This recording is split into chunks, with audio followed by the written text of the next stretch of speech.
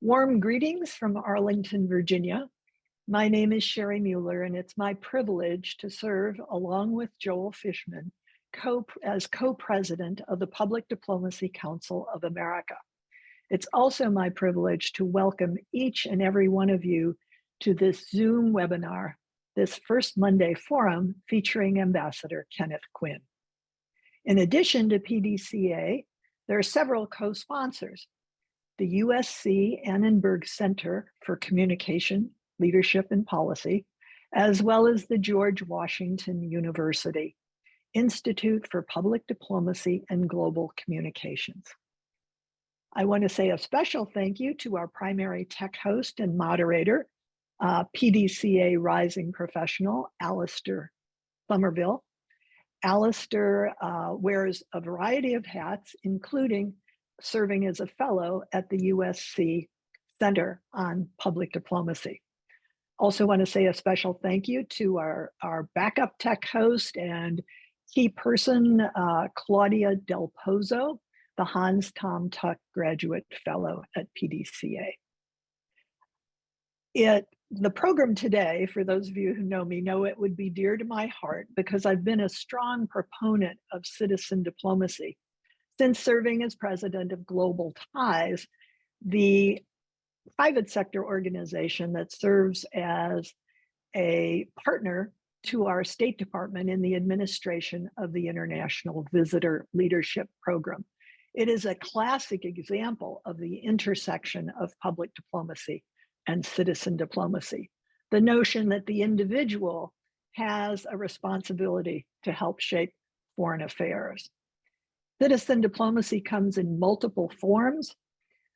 For example, Sister Cities International describes itself as a legacy nonprofit that focuses on President Eisenhower's mission of citizen diplomacy. And Sister Cities is one of the organizations that emerged from the White House Summit on Citizen Diplomacy that President Eisenhower hosted in 1956. Just last week in New York City, there was a global citizen summit put on by an organization founded in Australia in 2008 that has 11 million ordinary citizens on an app communicating with their leaders. In 2021, I had the honor of interviewing Ambassador Kenneth Quinn for a chapter that I co-authored with Paul Lachevrier in a book entitled, A Research Agenda for Public Diplomacy. And last June, I had the very special privilege of meeting with Ambassador Quinn in Des Moines and having a tour of the Hall of Laureates that he conceived and made sure was constructed that spotlights the recipients of the World Food Prize, as well as describes some of the Iowa citizen diplomacy initiatives that are such good examples. You've already seen his bio. You know Ambassador Quinn has had a distinguished career in the US Foreign Service that concluded with his serving as our ambassador to Cambodia. After that, he spent 20 years as president of the World Food Prize, is now president emeritus, and is helping the current occupant of that position get acclimated, working with Ambassador Terry Branstad. Ambassador Quinn, thank you so much for sharing your experiences with us today that demonstrate the power of citizen diplomacy. Ken, over to you. Well, Sherry, thank you for that very, very kind introduction. It's so wonderful to be part of this program today and to share some of my stories and experiences, just as I shared them with you when you came to visit. And I found, in my career as an American diplomat and then as the president of a significant non-governmental 501c3 organization, the World Food Prize Foundation, and then most recently as a strategic advisor volunteer with the US Heartland China Association that my public diplomacy experiences have been slightly different. And speaking about them can kind of give a sense of the different types of public diplomacy. I want to begin, though, by sharing a story with everyone in the audience that I shared with Sherry when she visited me in June of 2021, and which I believe conveys the impact that citizen diplomacy can have. And it's a story about the how in 2021, the newly arrived ambassador of China, His Excellency Qin Gang, who is now the foreign minister of China, when he arrived in the United States, after he presented his credentials at the State Department, the first Americans with whom he had any public exchange were not the leadership of the Congress. It was not leaders of major American business organizations that have operations in China, wasn't with other diplomats. He had a public meeting via Zoom with two people in Iowa, both of whom were retired and held no position of any significance. And he spent 70 minutes speaking with those two individuals. One of them was a woman from Muscatine, Iowa, named Sarah Landy. And the other Iowan with whom he spoke on that Zoom call was me. Now, why Ambassador Qin Gang made that call to us, he explained that before he left China en route to Washington to take up his new duties, President Xi Jinping had him come to his office and told him that one of the very first things he must do when he arrives in the United States was to contact the two of us and convey his personal greetings and good wishes, as well as those of his wife, to Sarah Landy and to me. Now, Sarah Landy has a unique role in the history of American citizen diplomacy and our citizen diplomacy legacy with China. She was one of the families who in 1985, when 31-year-old Xi Jinping, who was then a county level party official in Zhengding County in Hebei province, came as part of a corn processing delegation to the United States. And 5 or 6 individuals, they had the opportunity to meet with then Governor Terry Branstad, brand new governor of the state of Iowa, and then to travel around the state and spend several days in Muscatine, which is a small city of about 30,000 people on the Mississippi River in southeast Iowa. And you know, the Iowans are known for Iowa nice. We're open and welcoming, and those families, including Sarah Landy, welcomed Xi Jinping and his those traveling with him into their homes. They kind of put their kids out of their room and sent them to the basement to sleep, and gave Xi Jinping the room of one of their sons. And it made such an incredible impression, this long-lasting impression, so that in 2012, when as vice president of China, Xi Jinping returned to Iowa, he first went to Sarah Landy's home. There's this incredible photo of him standing by the fireplace, speaking. There's still Governor Branstad, you know, the longest serving governor in the history of the United States of America, was there. Sarah Landy and her husband are sitting there. And Xi Jinping is saying to them, "You're my old friends. And to me, you are America. This is an incredible moment. That evening, he flew to Des Moines. This was February 15th, 2012. And Governor Branstad hosted a state dinner, an Iowa state dinner in his honor, and giving the toast. Usually toasts in diplomatic settings, they're very structured. You read a script and give the toast, and they're meant to convey special words. And Xi Jinping had such a script, but in the middle of his toast, he goes off script and starts talking about how he remembers Muscatine.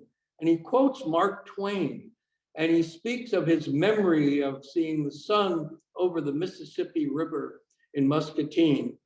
And I have to tell you, I was there. It was so incredibly powerful to hear a man who would soon be the leader of his country speak about our country in that way. If you ever wondered about the power and impact of personal citizen diplomacy, it was in that moment.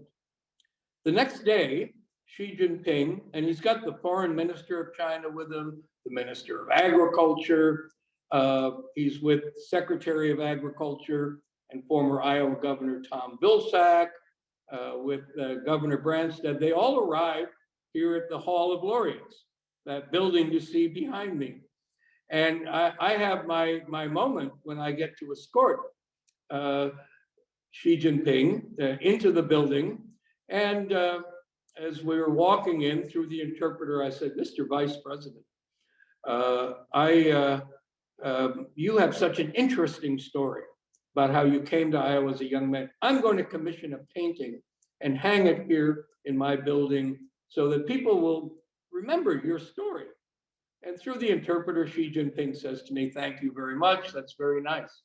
And then I said to him, "And by the way, Mr. Vice President, I just shook your hand, and I'm one of the very, very few Iowans to shake your hand, but also shook your father's hand when I escorted your father around Iowa in 1980. And Xi Jinping literally stopped in his tracks, and he turned and looked at me, and his eyes got big, and he got a big smile on his face. And through the interpreter, he said, "You have two interesting stories."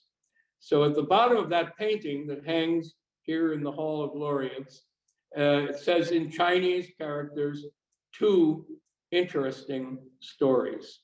So as I told Ambassador Qin all of this in our 70-minute Zoom call right after his arrival, it conveyed to him this unique connection that Iowa has to the Xi family, because Xi Jinping's father, when he came in 1980, was the first delegation of Chinese governors coming to America after we established diplomatic relations.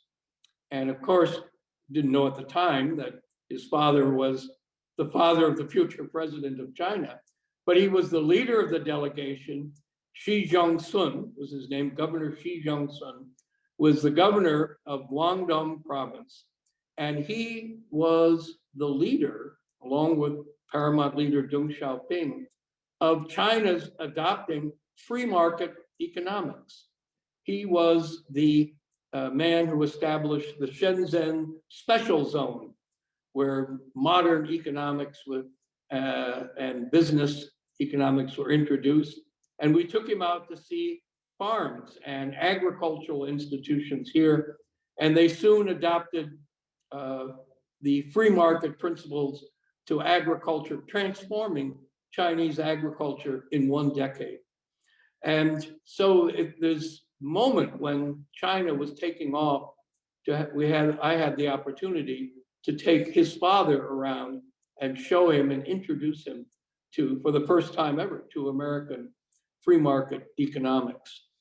And so I said to Ambassador Qin, now next year, 2022, will be the 10-year anniversary of Xi Jinping's coming to this building. We held the US high-level China Agricultural Symposium. We should do that again. We should have another event and here and with agriculture at the heart of it, because the relations between the US and China had deteriorated so badly since 2012. And it was almost impossible to organize meetings in the capital cities, like in Beijing or Washington, because the politics was so toxic. But perhaps recalling this citizen diplomacy and having non-governmental organizations organize something could be a way of improving relations. So I want to sort of figuratively push the pause button on this discussion of China and explain to you kind of a second story about, well, what was I, a foreign service officer, doing in Iowa in 1980? And that because why wasn't I assigned someplace, overseas where career diplomats go?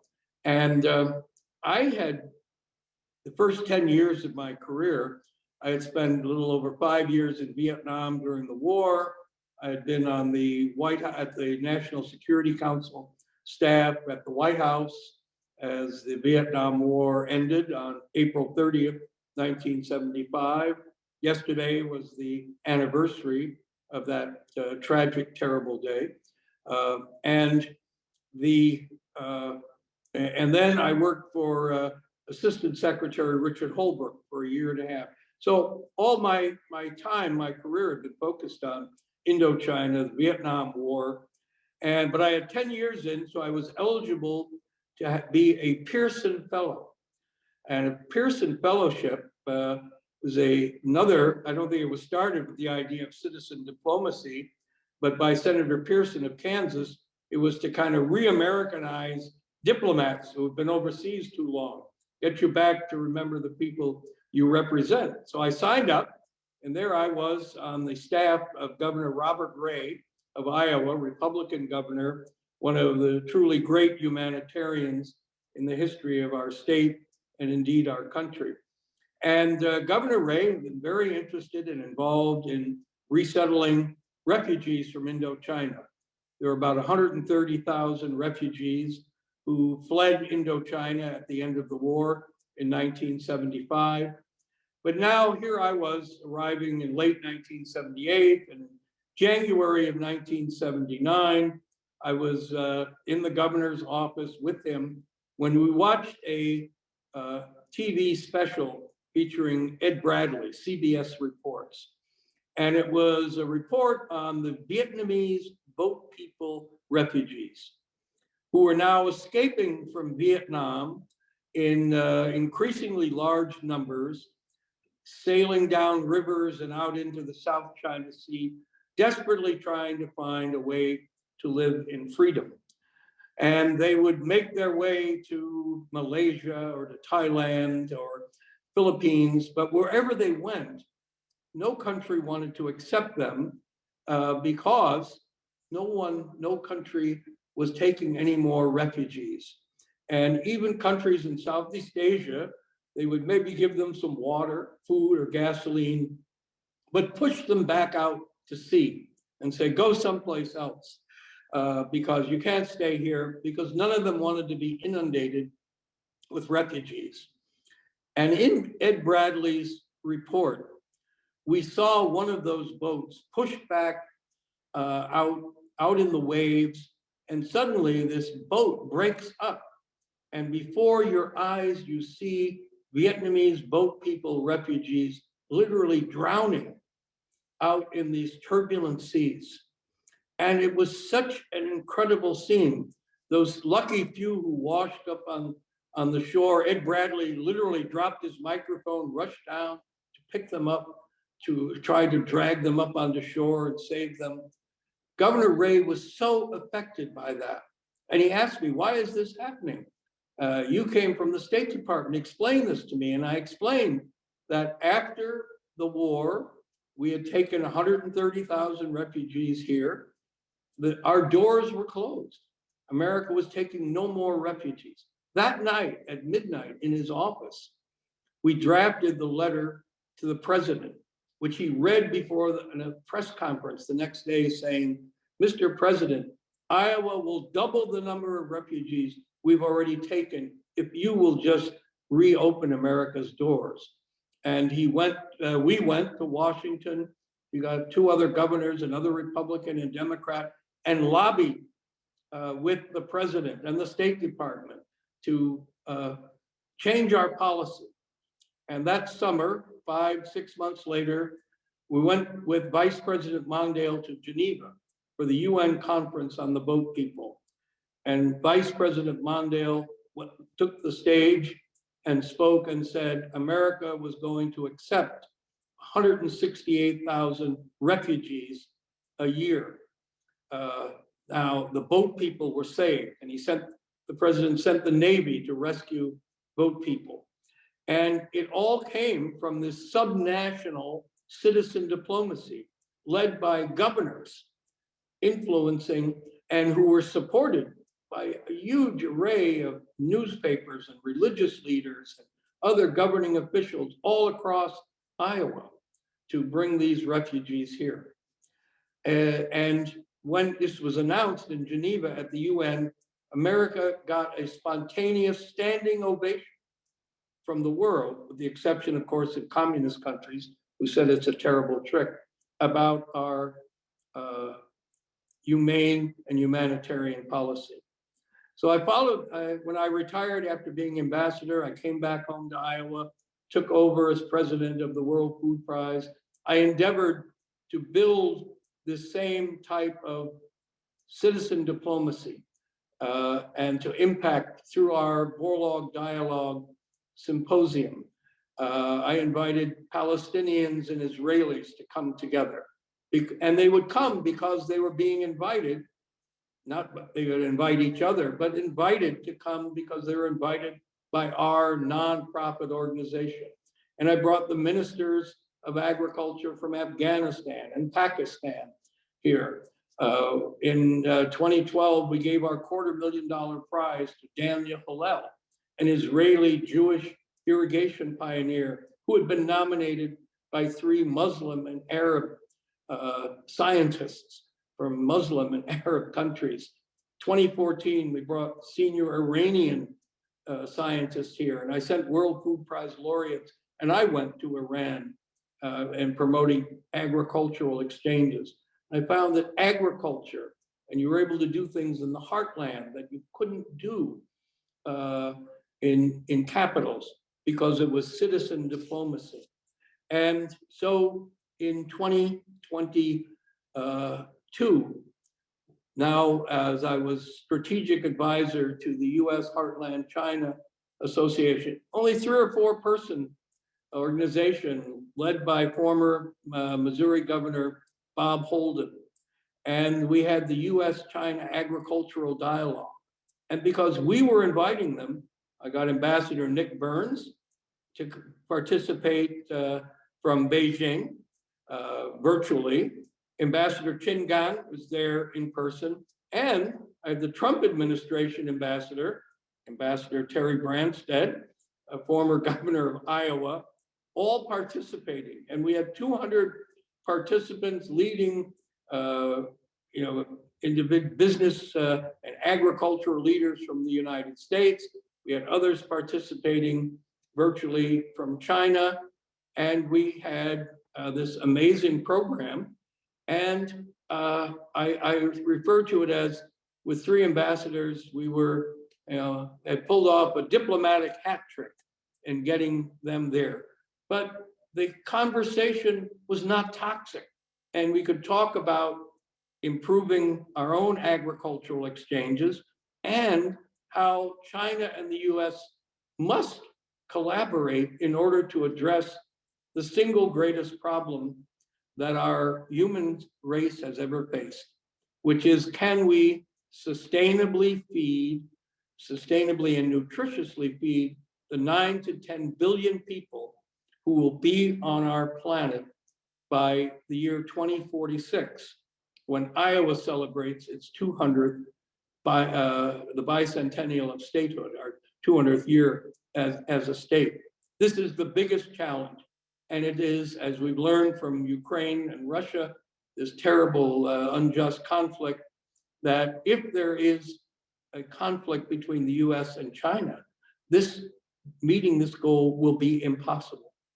And even if there is peace, US and China need to collaborate together. And in 2023, earlier this month, we had another US Heartland China Association agricultural dialogue.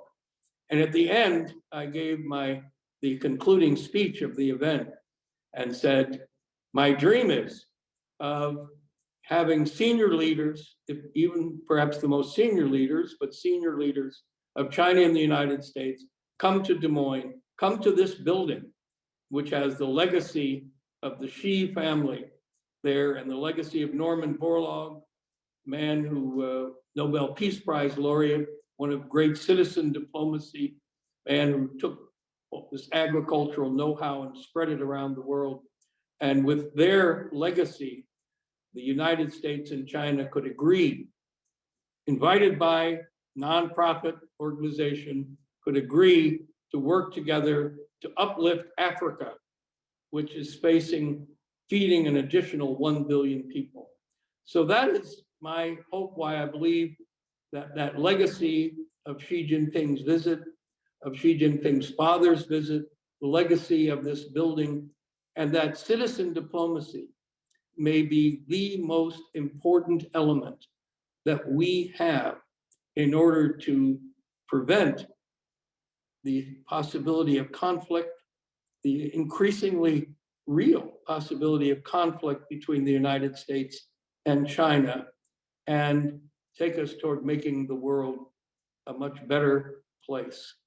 Thank you for having me there, Sherry. I'm happy to answer questions, talk about other aspects of the US and Iowa's citizen diplomacy legacy, the Khrushchev visit in 1959 to the Garst farm, of how the Yamanashi hog lift, all citizen diplomacy efforts helped maintain, kept the US and Soviet Union from firing nuclear weapons at each other, helped rebuild US and Japan relationship, how George Washington Carver helped Mahatma Gandhi throw off British colonial rule.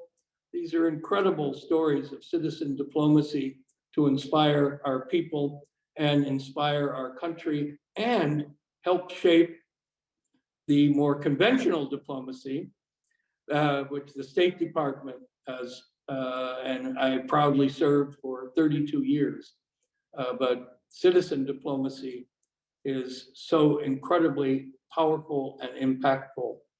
And so thank goodness we have you and others leading the Public Diplomacy Council of America. I'm so honored to be part of, a member of that wonderful organization. Well, thank you very much, Ambassador Quinn. I think that was really magisterial how you laid out the role of citizen diplomacy in so many episodes of US foreign policy, and also demonstrating that citizen diplomacy isn't just a nice to have. It's really critical to solving some really big challenges. And you've teed it up nicely for questions, and we welcome, of course, members of the audience to submit their questions via the Q&A box, and we'll share those with Ambassador Quinn. But before we go to those questions, I'd love to turn it over to Paul Lechelier, who is the founder and director of Learning Life and an expert in citizen diplomacy, for the first question. Over to you, Paul. I don't know if I qualify as an expert in citizen diplomacy, but at least a practitioner. Thank you, Ambassador Quinn, for your really interesting remarks. Sherry has asked me to share with you briefly some things about Learning Life, the organization that I run that does citizen diplomacy. I'm going to be sharing with you via the chat a couple of things that we do, just some general information for those of you who don't know Learning Life about what we do, but with particular emphasis on two things. One is Citizen Diplomacy International, which used to be called Citizen Diplomacy Research Group and was part of the PDCA and is now part of Learning Life. And secondly, the Family Diplomacy Initiative, which is our own initiative to engage people in a new form of citizen diplomacy called family diplomacy. So I'll share that information to the Zoom chat, so you'll have ways to kind of click and learn more. But I want to turn to my question. And so I wrote down this question because I wanted to get it right, Ambassador Quinn, but so your stories about Xi Jinping clearly and colorfully indicate that CD or citizen diplomacy can soften hearts. But we also know that geopolitics can harden hearts, easily destroying the years of hard work of citizen diplomats like you and me, building productive, peaceful relationships with the stroke of a few public aggressions by powerful politicians. This seems to me to be one of, if not the gravest vulnerabilities of citizen diplomacy. And coincidentally, this may be most saliently the case with US-China relations, as you're well aware, in which Xi Jinping is implicated or involved. So my question is, how do you think we can address this weakness if Xi Jinping, beneficiary of citizen diplomacy, and US leaders are bent on conflict and really the opposite of citizen diplomacy?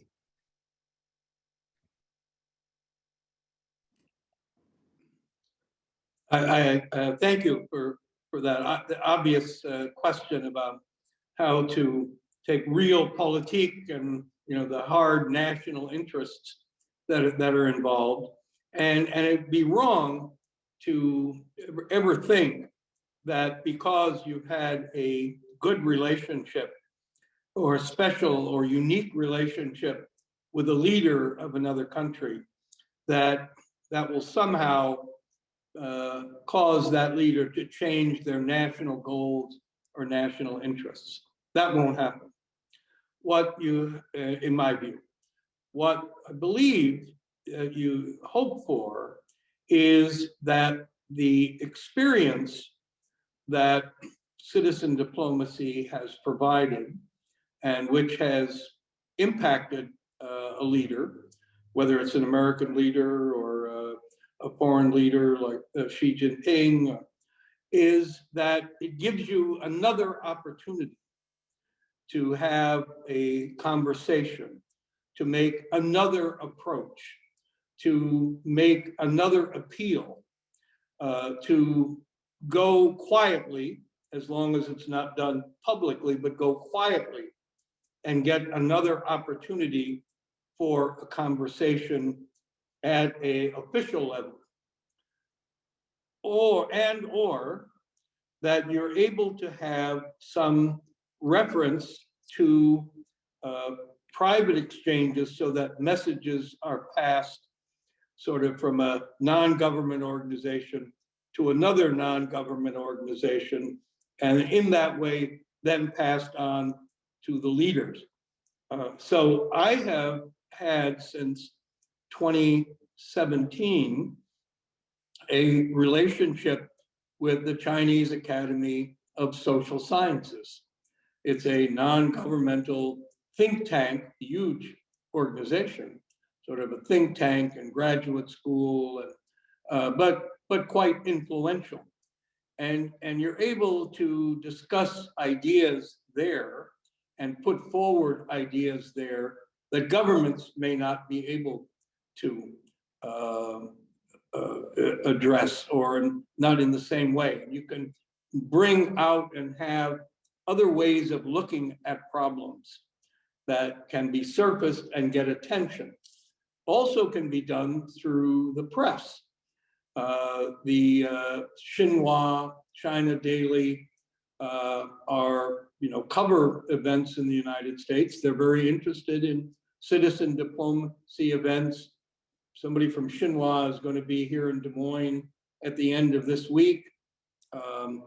to do some interviews, and they can highlight other aspects. For example, you know that when Speaker Pelosi went to Taiwan, and that set off a lot of demonstration of military exercises and jets and flying and ships and doing things that were meant, in my view, by the People's Republic of China to convey that if Taiwan is thinking about doing anything to try to promote independence or separation from China, that it's going to be met with this type of military response, perhaps just to sort of circle and economically strangle Taiwan as opposed to having all-out military conflict. But it was all caught a lot of attention.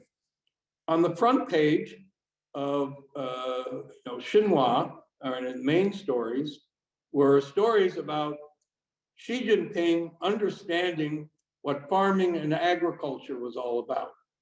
And it came to my attention because they had a number of quotes from me in the story. And I'm saying, why would they be running this story so prominently at the same time that Speaker Pelosi's visit is causing so much other attention and military type activities?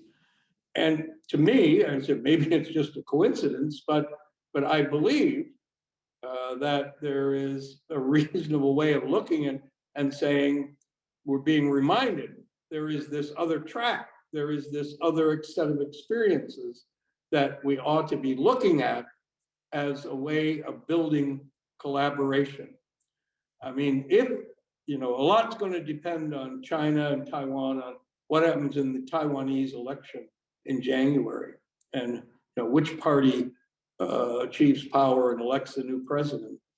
But the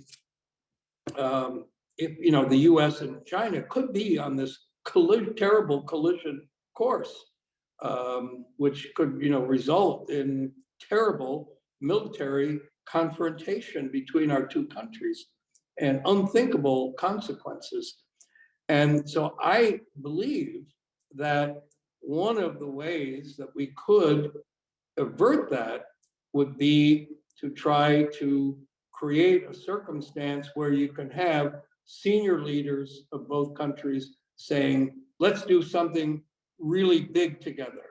Let's do something that would have this big positive impact on our whole planet, on all countries, on global food security, on global stability, and in an act of dramatic statesmanship that the senior leaders of the two countries could come together and create a collaboration where the end results will come a decade from now or 2 decades from now.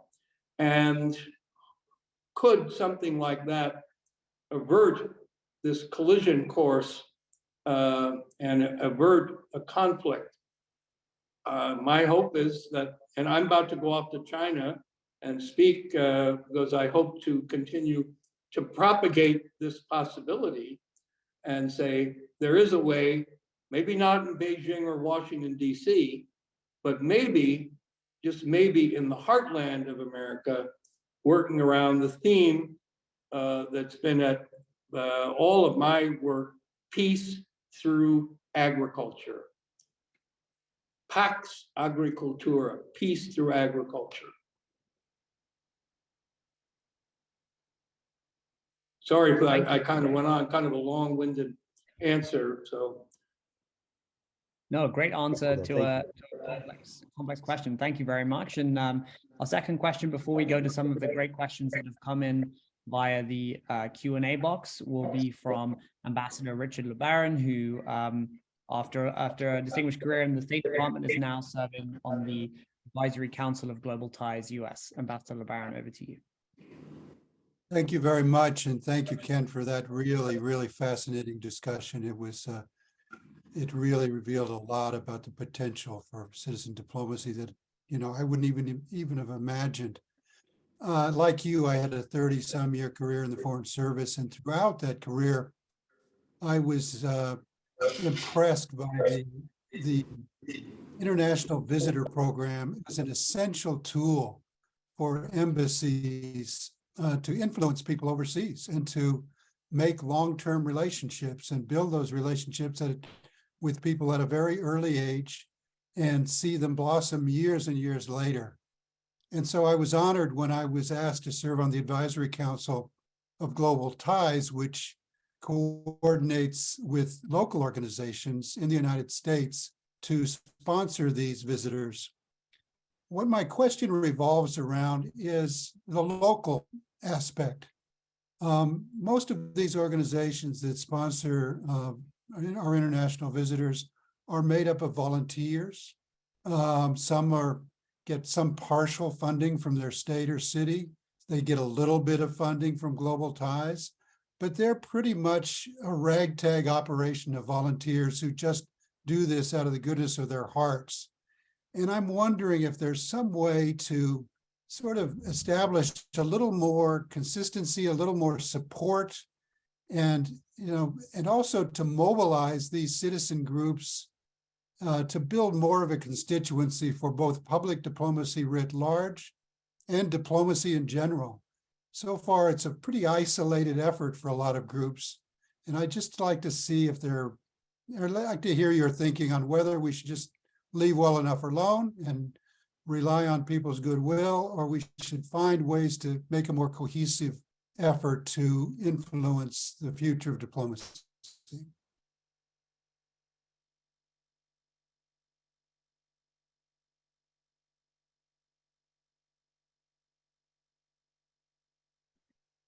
Ambassador Quinn, if you wouldn't Yeah, mind. I was muted. Forgive me. So I've seen this, in Iowa and different organizations. You have like sister states and sister cities organizations. We had an Iowa, international center, and they do struggle to get funding. Some will end up sort of being subsumed by state government. It much will depend on what businesses or what other organizations see them as relevant, and it's not doesn't always the payoff from them isn't always so evident to either those with money to donate or to citizens saying, well, what do we really get from this, and what do we how is this highlighted? So with the World Food Prize, when I came, the World Food Prize was a two-person organization. It had events on one day in the year, and it had maybe 25 or 30 people came from outside Iowa for it. And I thought I had taken on Mission Impossible. But Dr. Norman Borlaug, man who took his miracle wheat to India and Pakistan and to Iran and Egypt when they were all facing mass starvation.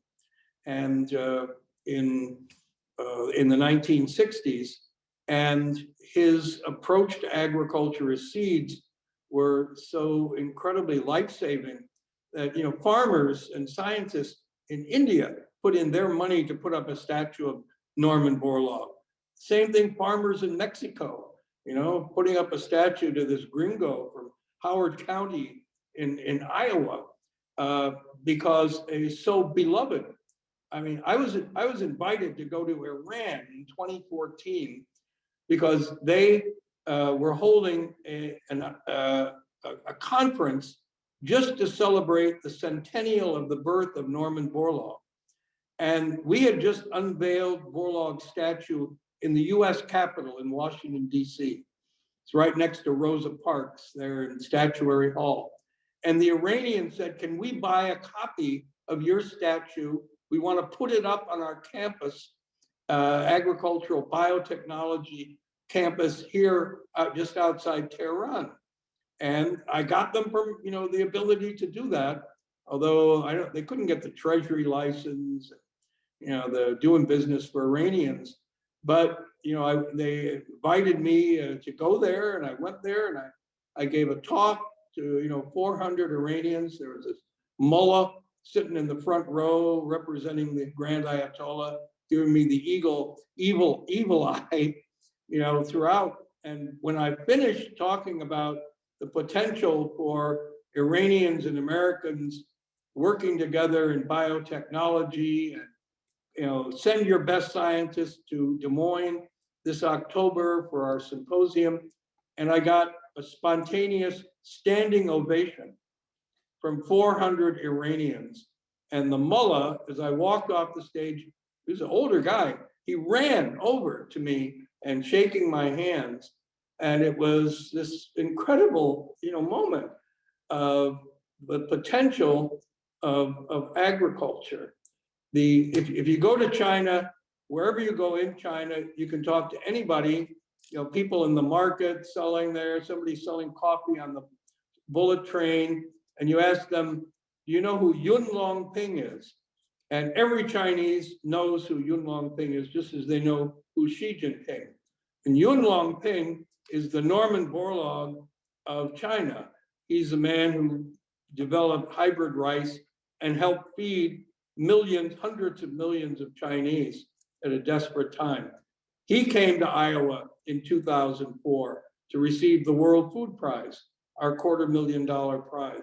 So wherever I go, in talking about spirit of agriculture and bringing peace, I say we have the inspirations of Norman Borlaug, we have the inspiration of Yun Longping, and then I usually put in and the inspiration of George Washington Carver, who was also a great Iowa hero.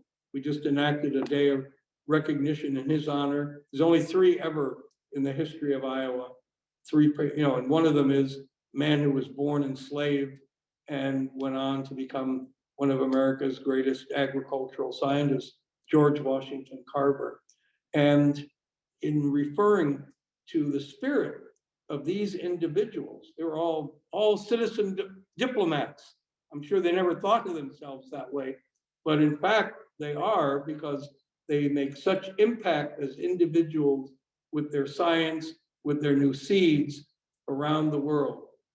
Agriculture is a great, so, and I was born in the Bronx, right?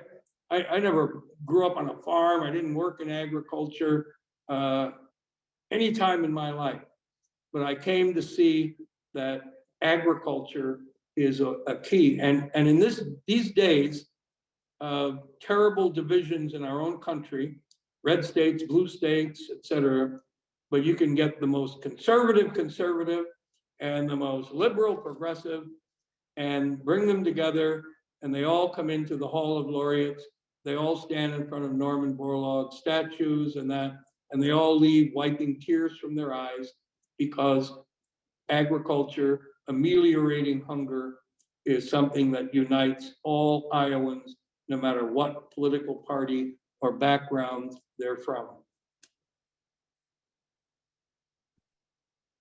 Thank you for that. And there was a related question in the Q&A box from Michael Olansky.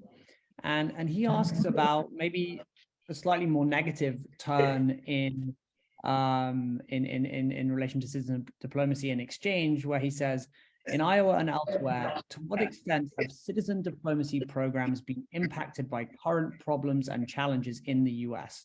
For example, many international visitors have come to American schools to meet students and teachers and discuss their home countries. In light of increased security measures, I'm imagining the questioner is talking about gun violence and other issues, but in light of increased security measures in many schools, are such in-person exchanges becoming more difficult? I would certainly think they are becoming more difficult. And when you live outside a country, so when I was living outside the United States, and I'd hear about shooting in Florida or at some rest stops on the interstate. And my kids were going back and we're going to be driving. And I'd be on the phone begging them, don't drive, don't stop on the interstate. People are being shot.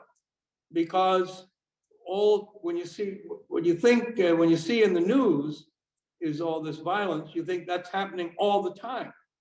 And I was, impacted in looking at my own country from afar. So I certainly think that people who are living outside the US but are watching international news, and they must think that every school is being shot up and that American cities are very violent and dangerous to go to. And so I think that must, I think almost certainly that's happening. And it's scary to me. And I have, a couple of grandchildren who live out in Oakland, California. And, I talk to my son and about them. I worry about that. When I was ambassador in Cambodia, we had no Marines, we had no American security. And my ambassador's residence was hit with a rocket and ringed in gunfire. And we threw our children on the floor and my wife and I covered them with our bodies. And I'll tell you that you never pray so hard in your life as when you pray that the bullets that will come in through the window will kill you and not your children. And the moment you discover how much you love your children, we were very, very lucky that none of us were hurt, harmed in that.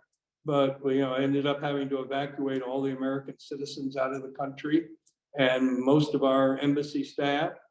But we kept all the Americans safe in those kind of situations. So I do fear terribly. I mean, that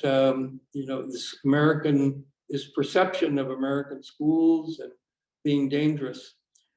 And in Cambodia, some of the members of what was called the Cambodian People's Party, which is sort of the Communist Party.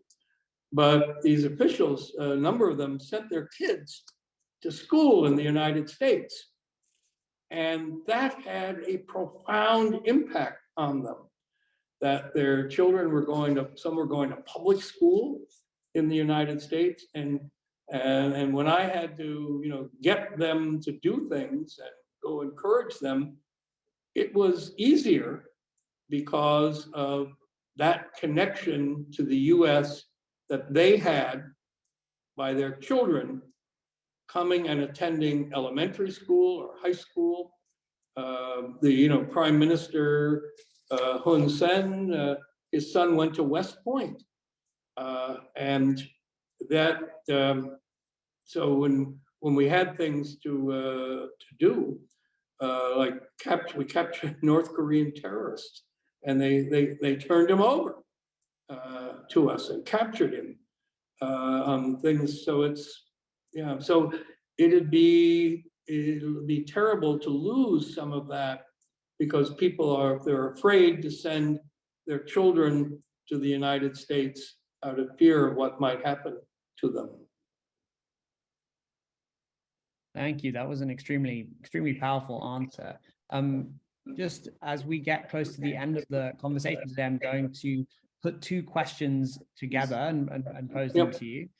One from Syed Hassan, who is a master's student in international communication.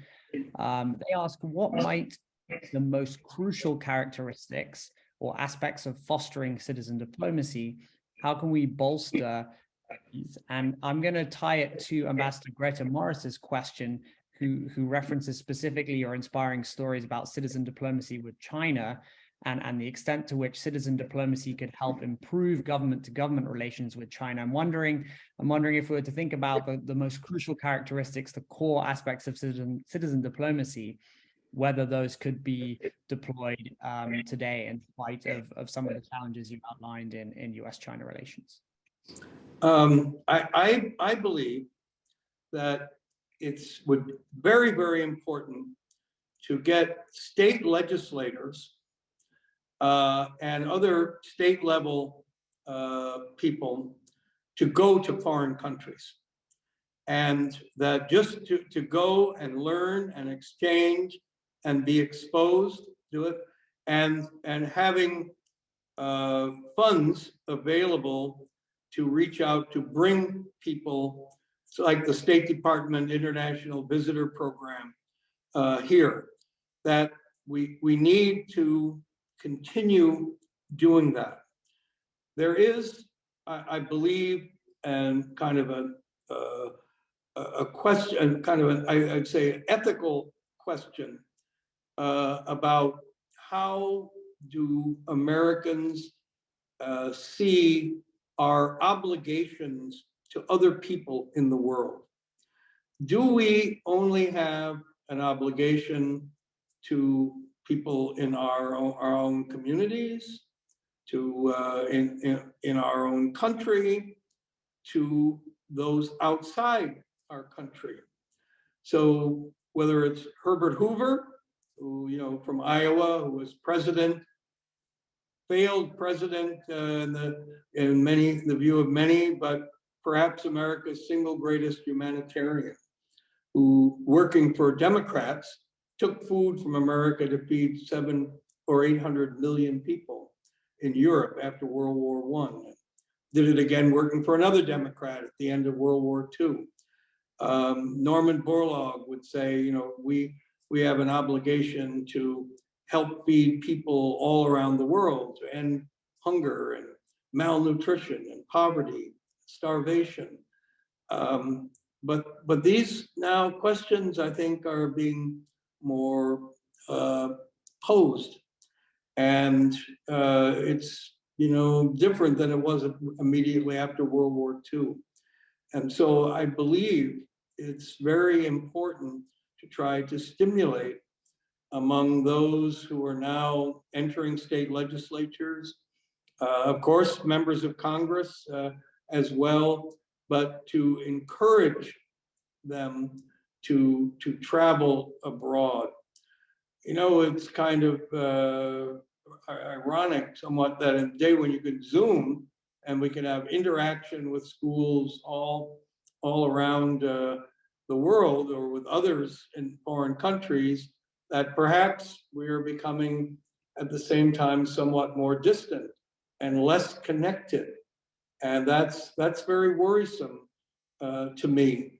And so the act of getting up and moving and going and having exchanges and bringing people so that you're meeting face to face, it's okay to do this, what we're doing here, but it's not the same as all being around the table and having those additional conversations and that understanding. And how do we foster that? So I've been bringing students from China here, from Hebei province, and English, who are learning English, and I want to keep doing that. And I was back in Hebei at the Shijiazhuang Foreign Language School, and I remember two things very distinctly. One, there was a young woman who was now in college and who got her phone out and started playing some songs by Taylor Swift. And it's that cultural connection that young people get when they're in high school. So I bring high school kids, and they start understanding and connecting to that other culture, and that sticks with them. And we should be bringing kids to go to college here in America, and building those kind of cross-cultural, deeper connections.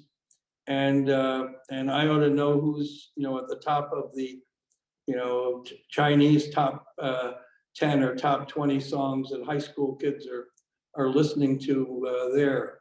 So listen to, if you got Sirius XM radio, put on Hits 1, Channel 2, and recognize the songs that are there, because that's the language the 18, 16, and 17 and 18-year-olds.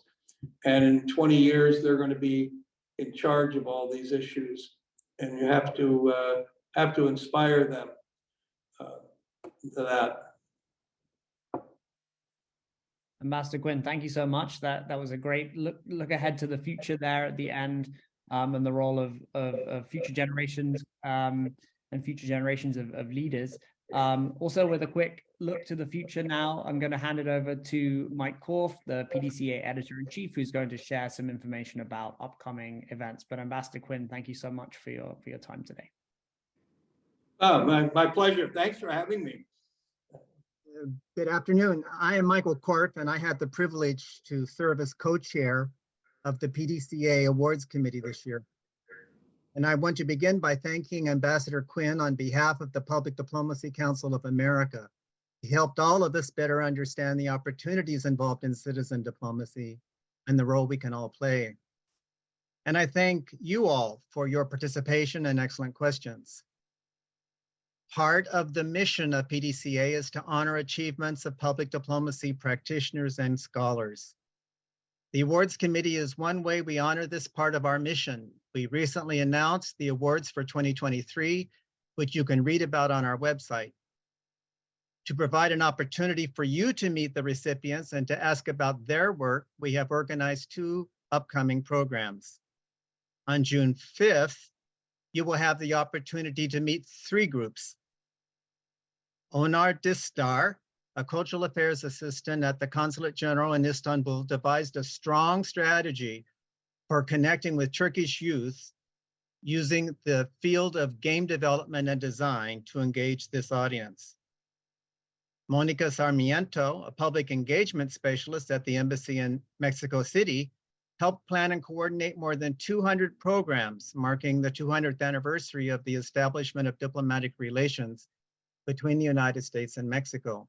And the third group is the Mobile American Corner team at the embassy in Tirana. The embassy's American Corners network covers 4 urban centers in Albania, but is absent in the rural countryside.